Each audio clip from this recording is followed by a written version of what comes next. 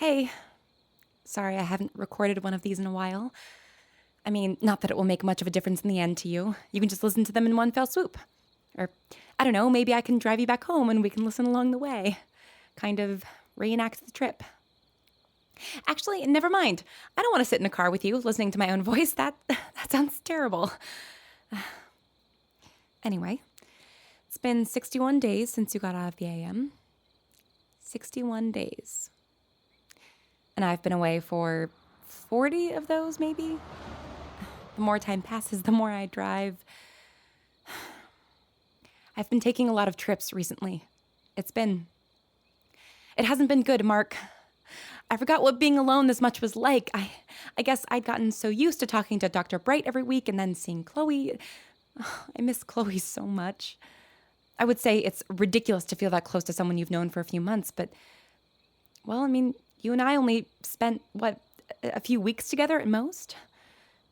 Granted, it was 24 hours a day when we were together, but anyway, I guess circumstance breeds intimacy or something. That sounds like something your sister would say. I've talked to her and Chloe on the phone, but, well, it's not really the same, is it? When you can't see someone's face, it's easy to pretend that everything's okay. I know that's what they're doing. They tell me everything's fine, that I deserve this vacation, however weird and maudlin it is, and that I shouldn't worry. But they're lying. I know that things aren't going well back home.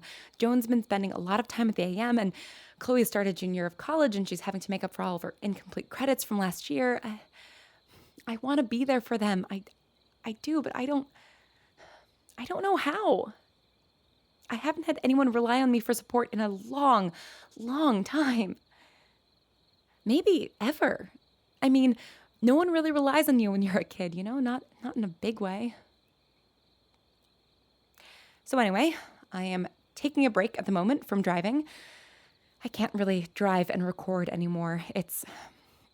I get too nervous, and the last thing I want to do is cause another accident. I've been pulling over a lot, like right now.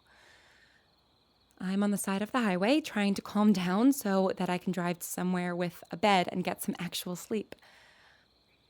Nothing was working. None of the mindfulness or meditation exercises that Jones taught me. The crickets are too loud for me to clear my mind, so I'm talking to you. It's comforting, even though you're not here. It's comforting in the way that talking to my parents' grave is comforting. Oh, God, I didn't mean to. God, I keep saying the wrong things. Maybe I won't let you listen to any of these after all. There's no reason to wallow with past me when you have present me to cheer you up, right? I'm good at that, aren't I? I remember the first time I made you laugh, like really, really laugh. It felt like an accomplishment. I remember thinking, if I can do this, if I can be good at making this person laugh, then I have a place in the world. I don't know. So, right now I'm sitting outside in the absolute middle of absolutely nowhere, looking up at the stars. And they're beautiful. I'm far enough from a major city that you can actually see them. And all I can think about is that anybody else would be awed by the sheer amount and brightness of them. But I've seen the night sky before satellites, before there were cities, before electricity was invented, before human beings. And I have to say, it doesn't compare. Do you remember what the stars looked like in 1810? Of course you do. You probably got sick of looking at them every night.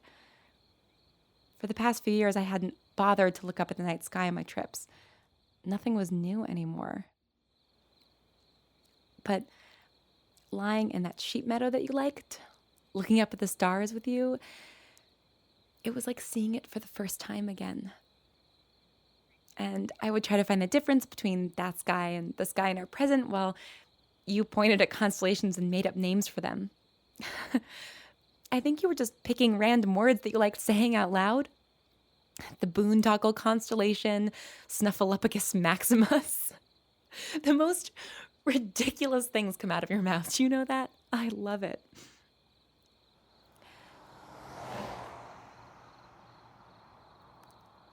And then there was the Sam constellation, the one shaped like a clock a little bit. You thought you were so clever.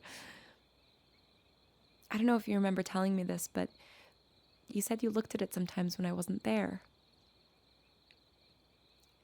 And you tried to imagine me looking up at the same sky, thinking of you.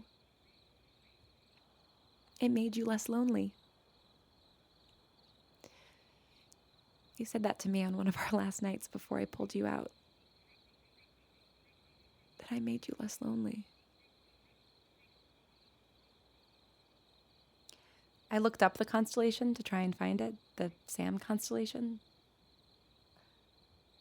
A few of the stars aren't there anymore. I'm not sure what to make of that.